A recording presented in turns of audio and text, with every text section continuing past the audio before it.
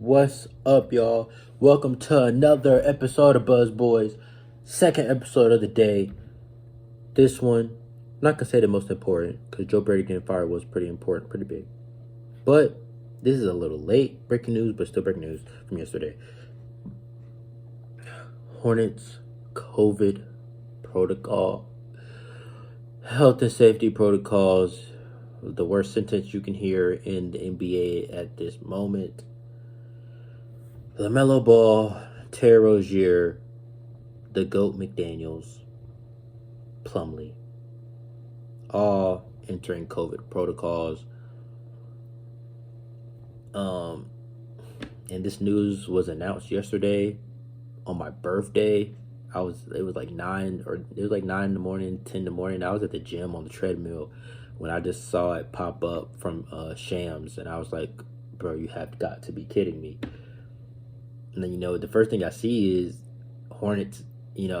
I saw Charlotte Hornets, and I saw Lamelo Ball and Rozier, so I clicked on it instantly. And then for it to be that, my heart dropped. And I'm just like, bro, come on. And then Jalen and Miles, Plumlee, not fucking, or Mason, whichever fucking Plumlee we got.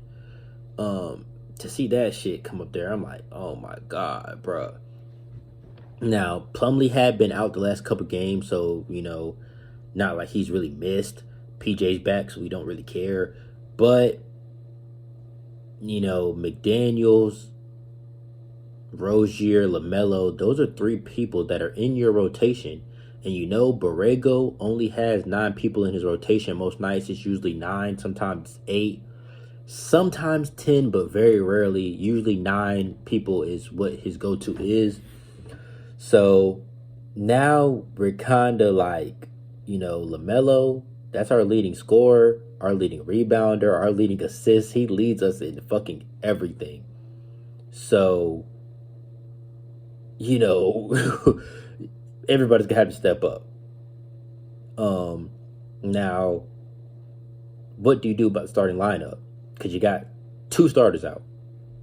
So my guess is Ish starts at point guard because we really don't have no other option, which is the scariest thing. We do not have a third point guard. We don't have a third point guard. So that right there is a little scary in itself, because what the fuck do we do? We don't have a third point guard. I'm sorry if you can hear my computer kind of droning like a little bit. It just I don't know, it's running. Not really anything that I could do about it. Now, here's the thing. The Hornets, I think they can sign somebody. They can sign somebody to the hardship exception. So the hardship exception, like, you feel me, y'all just going through a hard time, y'all fucked up. We can sign a free agent. But who do we sign? Who's out there to sign? Now, my pick would be Harry Giles. He's a 6'10 guy, a modern NBA guy. Bro's only 23, 6'10, 7'2" or 3" wingspan. That would be my guy to sign. I mean, he had a 20-point game last year. So it's like, you see stuff like that, and it's like, how do you go from having 20 points in the NBA to G League? And, I don't think he's had that many injury problems recently, so, it's kind of wild. I didn't really know that Harry Giles was out of the NBA until, I sat here and thought about it like, damn. I mean, he was just on the Trailblazers last year, and, he joined the Clippers this year on a non-guaranteed contract, and now he's kind of on their G League team. So, he's still 23. So, I would kind of grab him. I felt like we should have grabbed DeMarcus Cousins. We didn't. And then he literally had a good game against us, playing for the Bucks. So, I don't know, man. We'll see. We'll see what,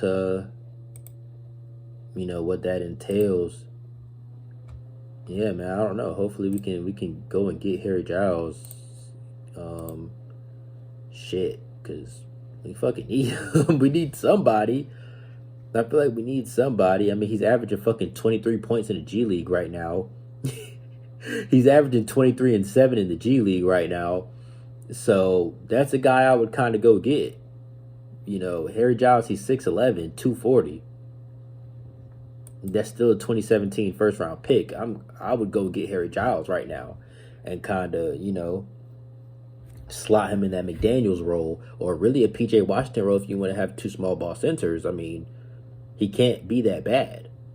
He's been in the league every year. He was just on the Trailblazers last year. So I would go and get Harry Giles, man. You know, so we did move up Book Knight, Kai Jones, and Vernon Carey, Big Vern. I want to see Big Vern play. Hopefully he plays. We did move them up, and now that move was already going to happen before the COVID news was announced. You know, we bring those guys back and forth a couple times a week. So that was already happening. That was already in motion when the news broke. Now, they went the extra mile and they took our two-way players, Koboka and Scotty Lewis, and they brought them up as well. Now, that was, you know, a cause, well, an effect of, you know, the COVID news breaking. So, you know, just a couple extra healthy bodies to bring up, because the thing was, 4 players got announced. Well, at first it was 2. Shams announced 2. Rod Boone, Charlotte Observer, you know, love his work. He announced those 4 players. So everybody got sent home yesterday. Everybody got sent home. Coaching staff, players, everybody got sent home. Because once you get 1, 2, 3, 4 people popping up, you don't know. At that point, that's a cluster. So at that point, you don't really know who has COVID, who doesn't, who is positive in the building, who isn't. Everybody got sent home because more people could have, you know, popped up. And they still could. You know, hopefully nobody does. Hopefully. And, I mean, if I'm the Atlanta Hawks, do I even want to play this team right now? You just had 4 people with COVID yesterday, and we're supposed to believe everybody's healthy tonight? Come on, bro. So, I don't know. Hopefully, you know, everybody does their contact tracing and everybody is safe to play, and hopefully nobody else gets announced with COVID, whether it be a coach or a player. Hopefully, you know, you hope that everybody is safe. But, you know, we're going to try to, you know, get into the starting lineup. Ish at the point guard. We don't have a backup. I don't know who's going to be the backup point guard. That is my most concerning point. Ish at the 1, Oubre at the 2, Hornet at the 3, Miles at the 4. I believe we start PJ at the 5. Bring Nick Richards off the bench. Now, you know, just like I said, this move doesn't necessarily affect Vernon Carey just because Plumlee hasn't been playing either way. So with PJ back, PJ's, you know, your starter, and Richards as your backup, you know. So I don't know. And, you know, Borrego still looks at Nick Richards as being better than Vernon Carey, even though I personally don't believe that. I think Carey can impact the game and score, but nevertheless, we'll see if he plays. Now, Book Knight is going to get some minutes tonight, and if he doesn't, it's really an atrocity at this point.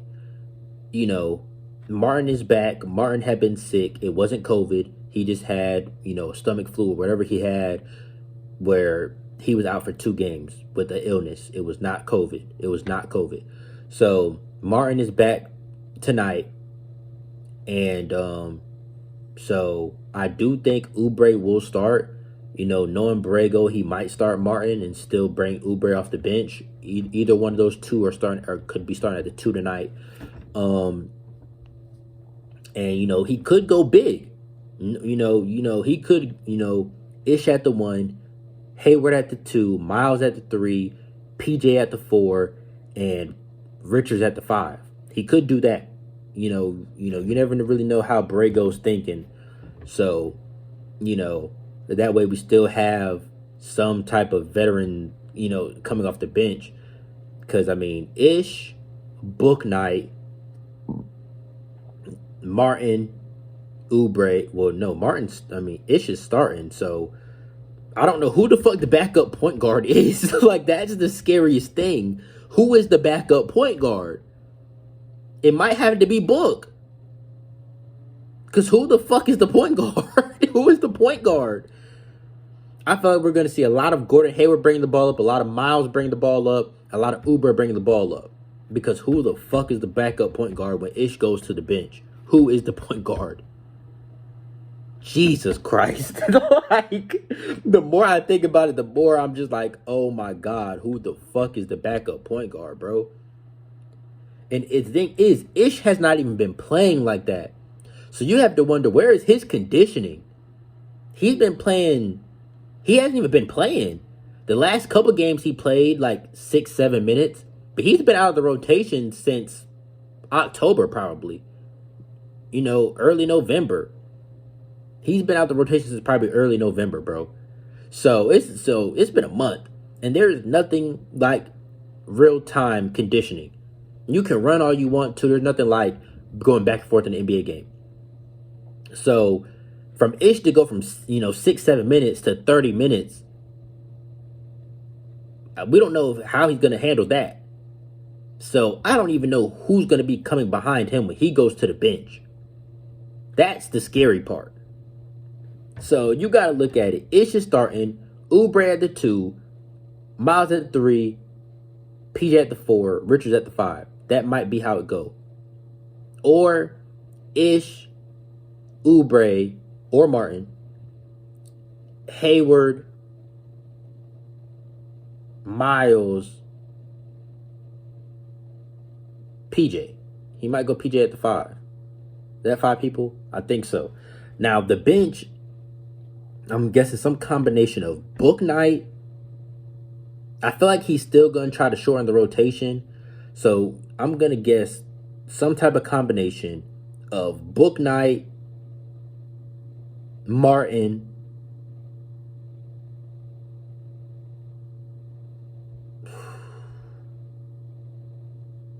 bro, I don't fucking know, bro. Like, this is tough. Like, bro, we are shorthanded. I really don't know who the fuck is going to play. Like, bro, Book Night at the backup point guard, Martin at the 2. He might stagger them with Gordon or Miles. He'll probably stagger it with Gordon. Maybe JT Thor. Maybe JT Thor plays that kind of McDaniels role as a big body. So maybe McDaniels at the 4 and then Richards at the 5. Bro, that's tough. Like, bro, that's our G League team, bro. That's our G League team with Ish Smith and Gordon Hayward in there. Like, oof, this shit might get ugly, bro. That shit might get ugly.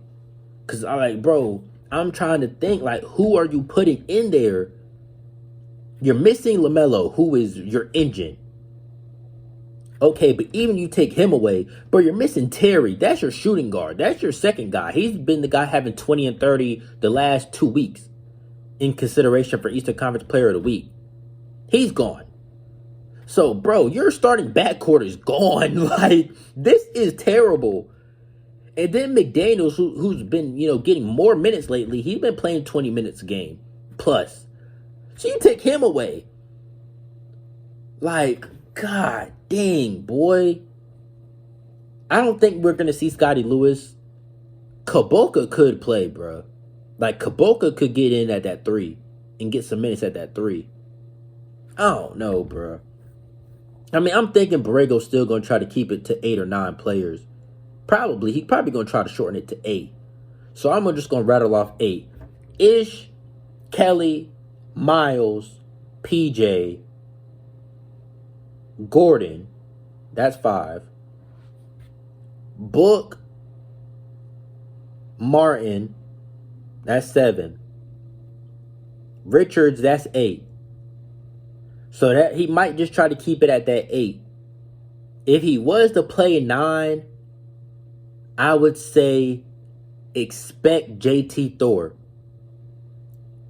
If Nick Richards gets into foul trouble or PJ gets into foul trouble and, we're playing Capella and Capella had a field day against us 2 weeks ago, whenever we played, about a week or 2 ago, 2 weeks ago. So we got to be on the lookout for, somebody's going to get in foul trouble. I don't want to say it, but it's, somebody's going to get in foul trouble considering we're playing Capella and John Collins. And they're going to be attacking. Their coach is telling you they're shorthanded. Foul these guys out. What the fuck are you going to be able to do? If somebody picks up 3 fouls in the first half, it's not like they can come out. So if I'm Atlanta, I'm saying attack, attack, attack, attack. What the fuck can we do if people start picking up fouls? Start bringing in G Leaguers. So, if Richards gets into foul trouble, expect Vernon, but that's 10 players right there. And, Brago, I don't see Brago going too much further than that. I really don't. We're missing 3 people. Man, Carolina just tweeted talking about ESPN2 and the app. Fuck ESPN for putting that fucking F1 Saudi Arabia racing on ESPN2 while Carolina's playing, bro. We supposed to be on at 3 o'clock. They didn't put that shit on ESPN2 until halftime, bro. Y'all are sick. I was able to watch ESPN for literally the last 3 minutes of the first half, last 3 or 4 minutes of the first half, but y'all are fucking lame as fuck for that. Especially the race was over. Y'all showing post game. Y'all were lame as fuck for that. Anyway, back to the Hornets.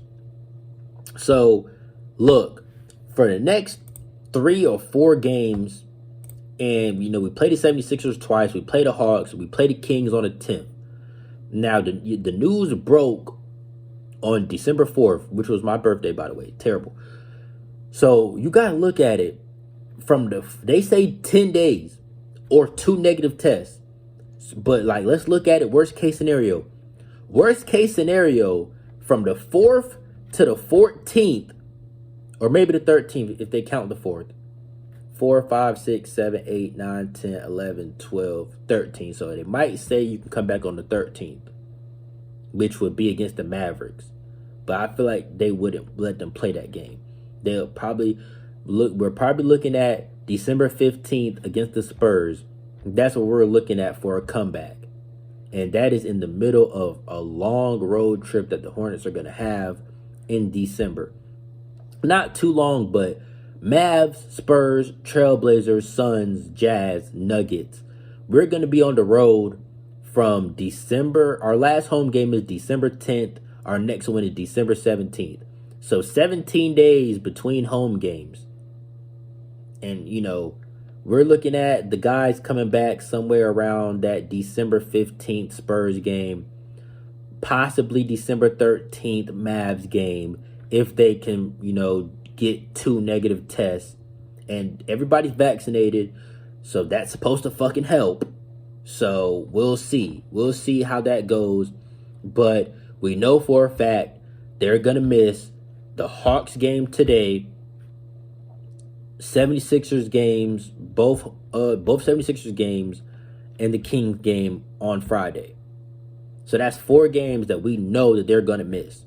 So, like I said, expect extended book night minutes. I want to see Book Knight play 20 minutes. Okay, he's been lighting the G League up. He's averaging 26 points, 7 rebounds. He was our leading scorer in the preseason, guys. Do not forget that. I think Book Knight is ready and has been ready. I think this guy could have been a number 6 pick in the NBA draft. Don't get it misconstrued. Don't get it misconstrued. I think he's playing just simply because Brago's trying to be a veteran team right now.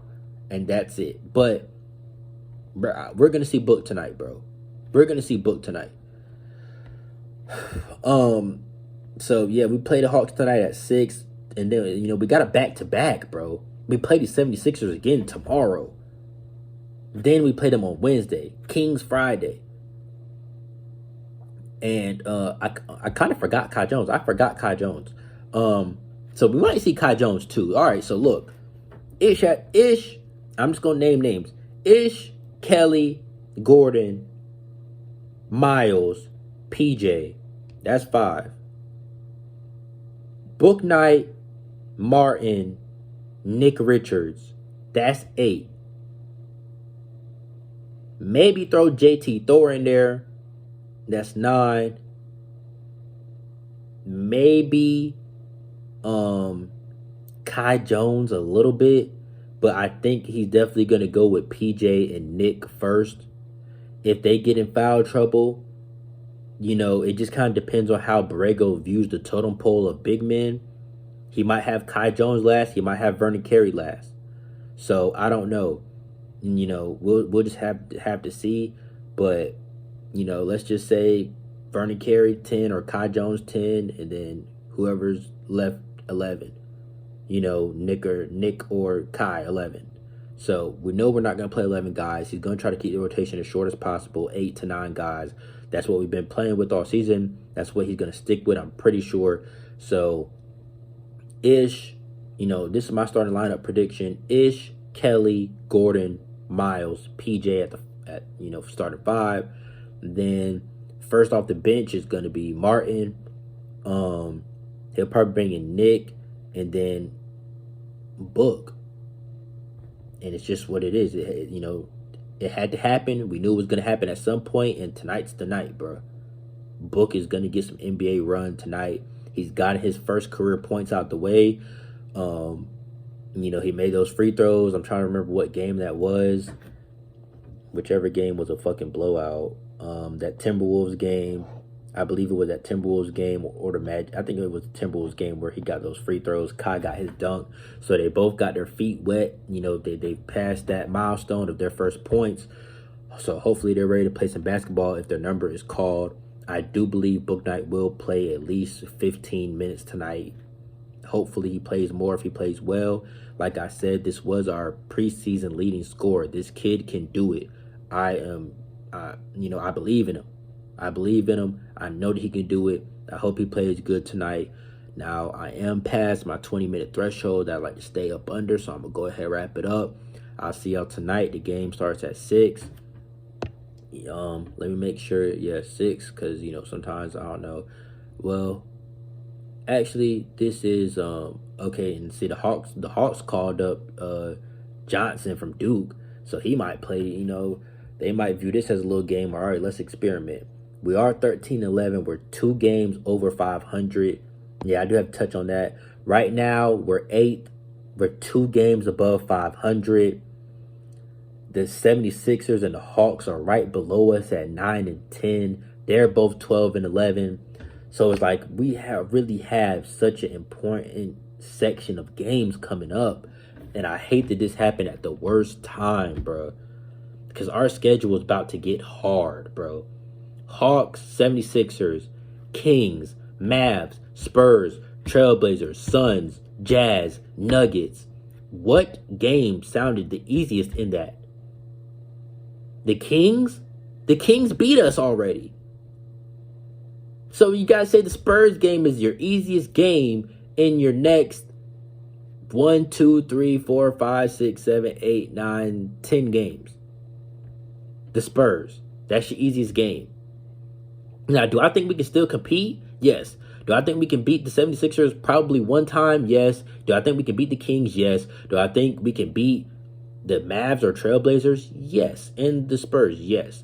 Do I expect to lose to the Suns, Jazz, Nuggets, at least one of the 76ers games? Yes. Then we get it kind of a little bit easier in January. Well, late December, we have the Rockets again. We're not losing to them twice. We have the Rockets again, the Pacers, the Suns, Wizards, Pistons, 2 Bucks games. Yeah, this should not get too much easier, but it's going to get easier, goddammit. We'll be okay. But we got to survive this little rocky week for starters. I'm not worried about when we come back. When we come back, I know we can beat good teams. But I'm looking at this week, Hawks, 2 76ers, Kings, Mavs, Spurs. So we're looking for that Spurs game to be the comeback game for Lamelo and Terry and Jalen and Plumlee. I don't know. We might not need Plumlee by then if Richards and whoever else plays good. Plumlee might be out the rotation by then. Anyway, So we're really looking at this: Hawks, 276ers, Kings, Mavs. Now we're 2 games above 500. If we can go 3-2 in these 5 games and stay above 500, that is a fucking blessing. The Hawks game, split a 76ers game, beat the Kings. That's 3. Or if you lose tonight, split one with the 76ers, beat the Kings, beat the Mavs. That's 3. Either way it go.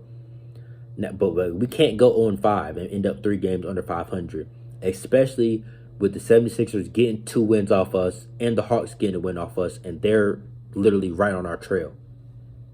So we got to win at least one of the Hawks games and 76ers games just for tiebreaker purposes and the fact that they're literally only 1 game below us.